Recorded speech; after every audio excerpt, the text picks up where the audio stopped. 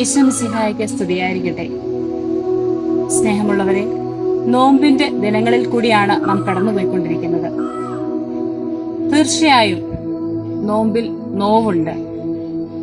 എന്നാൽ നോവിന്റെ മാത്രം ദിനങ്ങളല്ല, മറിച്ച് നോവിച്ചവരെ സ്നേഹിച്ച ക്രിസ്തുവിനോട് ചേർന്നുള്ള ദിനങ്ങൾ കൂടിയാണ്. ഓരോ നോമ്പും കഴിഞ്ഞു പോകുമ്പോൾ ജീവിതത്തിൽ എന്തെങ്കിലുമൊക്കെ മാറ്റം വരുത്തുവാനായിട്ട് നമുക്ക് സാധിക്കണം. ഇന്ന് ആരോടെങ്കിലും വെറുപ്പോ വിദ്വേഷമോ ഉണ്ടെങ്കിൽ അവർക്ക് മാപ്പ് കൊടുത്ത് ക്ഷമ എന്ന പുണ്യത്തിൽ ജീവിക്കാൻ ശ്രമിക്കാം.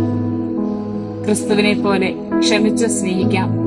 ജീവിതം സന്തോഷം നിറഞ്ഞതാക്കി മാറ്റാം. കാരണം കുരിശിൽ കിടന്ന് ക്രിസ്തു കണ്ട സ്വപ്നം പൂവണിഞ്ഞതാണ് നമ്മുടെ ഓരോരുത്തരുടെയും ജീവിതം. ദൈവം നമ്മെ അനുഗ്രഹിക്കട്ടെ.